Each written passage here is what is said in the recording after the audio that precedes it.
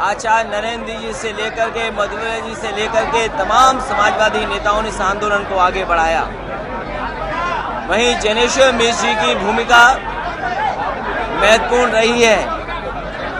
उन्होंने जीवन भर संघर्ष कर करके समाजवादी आंदोलन को आगे बढ़ाने का काम किया है। हमारे बहुत सारे समाजवादी साथी यहाँ मौजूद हैं जो जनेश्वर मिश्र जी के साथ काम भी किए हैं।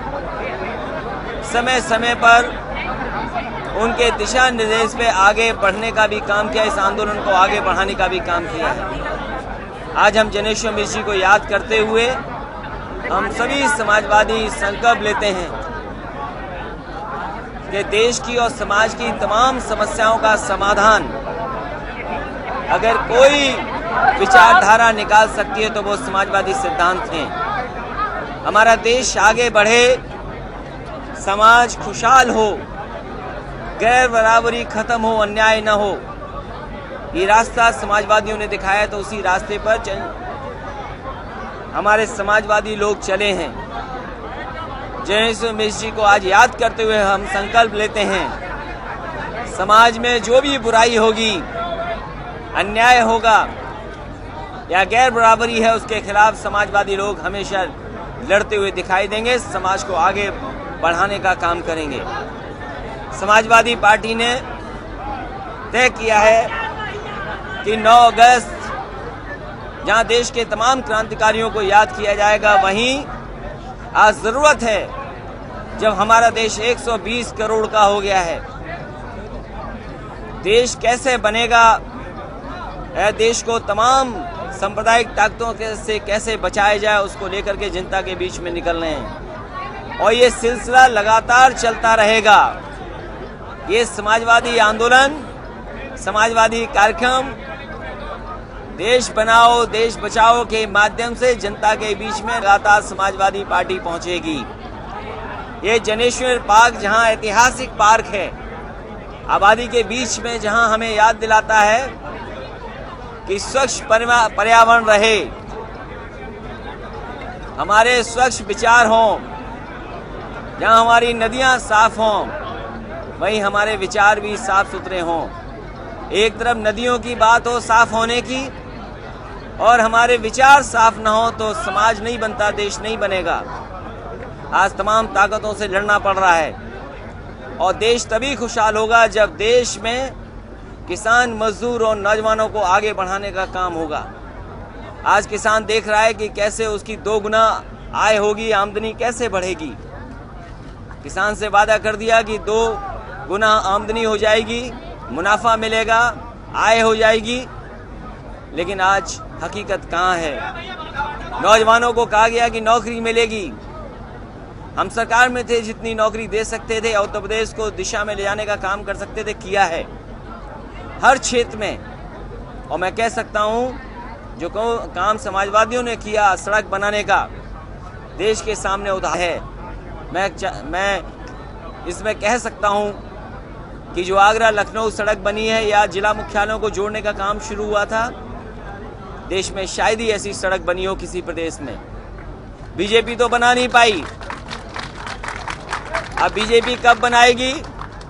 मैंने तो कई मौकों पर कहा कि प्रधानमंत्री, ये मौका उनसे छूट गया है, शायद मुख्यमंत्री बना पाएंगे, लेकिन पूर्वांचल की जो सड़क आधी अधूरी छोड़ दी है, समाजवादी नाम भी हटा दिया, पूर्वांचल एक्सप्रेस को आधा अधूरा भी छोड़ दिया। प्रदेश की आधा तमाम आबादी जो पूर्वांचल में रहती है, मैं समझता हूँ ऐसी बेहतरीन सड़क बन जाती तो वहाँ की अर्थव्यवस्था और रोजगार का इंतजाम भी हो जाता। वो सड़क छूटी है। नौजवानों को नौकरी मिलने का वादा तो किया गया, लेकिन नौकरी और रोजगार कैसे मिलेगा, ये भी केंद्र सरकार और प्रदेश सरकार को आने वाले समय में नौजवानों के सामने रखनी पड़ेगी बात। इसलिए चाहे अर्थव्यवस्था हो, चाहे सामाजिक रूप से समाज को आगे बढ़ाने की बात हो, संपन्नता वाली बात हो, या सामाजिक न्याय दिलाने की बात हो, जहां संपन्न होने की बात समाजवादी लोग करेंगे, वहीं आम लोगों को और जो गरीब, जो पिछड़े, जो पीछे छूट गए, उनको भी सामाजिक न्याय मिले, ऐसी लड़ाई समाजवादी पार्टी आने वाले वक्त में लगातार लड़ेगी। इसलिए मैं तमाम अपने पत्रकार साथियों का धन्यवाद दूंगा, वहीं अपने समाजवादी साथियों का भी धन्यवाद दूंगा जो बड़ी संख्या में आज आए हैं। ये व्यवस्था इसलिए ठीक ठाक नहीं दिख रही है क्योंकि आपकी सरकार नहीं है। आपकी सरकार होती तो पुलिस का भी इंतजाम होता, रस्सी बल्ली भी होती और तमाम इंतजाम होते। अब हमें और आपको मिलकर ही अपना इंतजाम बेहतर करना पड़ेगा, सरकार की तरफ नहीं देखना होगा। अखिलेश जी, कल राहुल गांधी की गाड़ी पर हमला किया गया। ये निशोत्रो कल राहुल गांधी के काफिले पर कल गाड़ी पर हमला किया गया है। अब फिल्म आ रही है, सुना है कोई नहीं, वो पत्थरबाजी की तरह हिसाब से कोई नई फिल्म भी आ रही है, बंदूकबाज। उत्तर प्रदेश में तो बंदूकबाज भी हैं, गुजरात में पत्थरबाज हैं। तो अब पत्थरबाजों को हम कैसे रोक सकते हैं? पत्थरबाजों का काम ही पत्थर मारने का है। और हम लोगों के तो समाजवादियों के बहुत पत्थर लग रहे हैं इस बार। ये जो एमएलसी भाग के जा रहे हैं, ये पत्थर ही मार के जा रहे हैं हम लोगों को। और हम तो कह रहे हैं कि पत्थर जहां चल रहे हैं उसका जवाब भी जनता देगी। और यहाँ पर जो हमारे एमएलसीओं को तोड़ा जा रहा है, हालांकि आम का सीजन तो चला गया है, आम तोड़ने का समय चला गया है। अब बीजेपी वाले लोग हमारे एमएलसी तोड़ रहे हैं क्योंकि वो जानते हैं जनता के बीच में जाएंगे तो जनता उन्हें जवाब देगी। इन्होंने ही कहा था 100 दिन विश्वास के। हम पूछना चाहते हैं 100 दिन विश्वास के कौन से हैं? आपने 108 समाजवादी एम्बुलेंस से समाजवादी हटा दिया, पूर्वांचल एक्सप्रेस बना नहीं रहे, समाजवादी हटा दिया, लोहिया आवास नहीं दिया आपने, आधे अधूरे लोहिया आवास पड़े हुए हैं। आपने तमाम फैसले लिए हैं लेकिन अपना नया कार्यक्रम कोई नहीं शुरू किया है।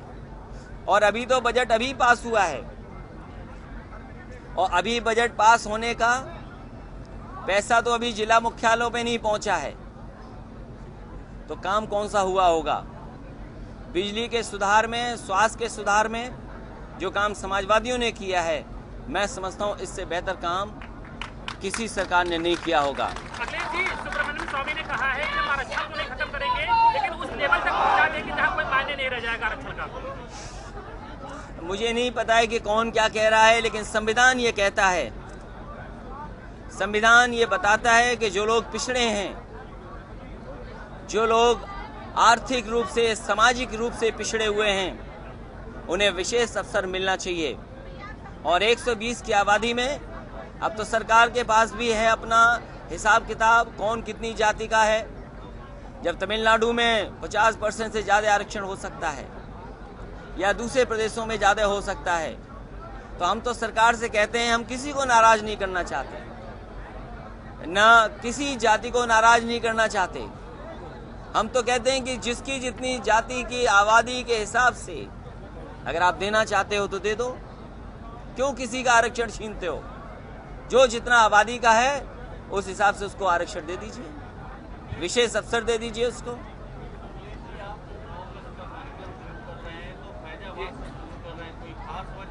सर अगस्त, इसमें सर अगस्त क्रांति, ये क्या जिस तरह से क्रांति हुई थी अगस्त में, उसी तरह से ये फैजाबाद के लोग और जिनके मैं कार्यक्रम में जा रहा हूं, वो परिवार स्वतंत्रता सेनानियों से जुड़ा हुआ परिवार है। जिनके कार्यक्रम में जा रहा हूं वो स्वतंत्रता सेनानी भी हैं और हर वर्ष इसी तारीख को वो कार्यक्रम कर रहे हैं। मुझसे कई वर्षों से कार्यक्रम चाहते थे मुझसे, लेकिन अभी सरकार नहीं है, हम भी थोड़ा खाली हैं। जब खाली नहीं थे समय नहीं दे पाए, इसलिए 9 तारीख को आपके फैजाबाद और अंबेडकर नगर का कार्यक्रम है और 30 अगस्त को कारगिल शहीद के नाम पर आजमगढ़ में कार्यक्रम होता है, तो वहां भी हम जा रहे हैं 30 अगस्त को। ये सिलसिला सर लगातार चलता रहेगा क्या? एक सर छोटे छोटे गांवों से लेकर बड़े शहरों तक गैर भाजपाई नेता जो है उनकी जमीनें नापी जा रही हैं, स्कूल नापे जा रहे हैं और लगातार उनको डराया जा रहा है, FIR की जा रही है, इस पे क्या कहना है? मैं ये कहूँगा, इन्होंने कहा कि कई हजार एकड़ जमीन इन्होंने भू माफियाओं से वापस कराई है। तो हम तो कहते हैं कि जब आप पे हजारों एकड़ जमीन आ गई है, कम से कम उन भू माफियाओं का, और जिन भू माफियाओं ने जमीन कब्जा कर रखी थी, उनके नाम भी जनता के सामने भेज दिए जाएं तो शायद ज्यादा अच्छी बात होती। अखिलेश जी, एक भारतीय जनता पार्टी के विधायक है, उन्होंने 40 एकड़ जमीन कब्जा की है, उसको लेकर प्रेस कॉन्फ्रेंस भी होने जा रही है। अच्छा, अभी तो 100 दिन ही हुए हैं और तुमने बता दिया कि 40 एकड़ जमीन कब्जी। अब 5 साल में सोचो क्या क्या होगा।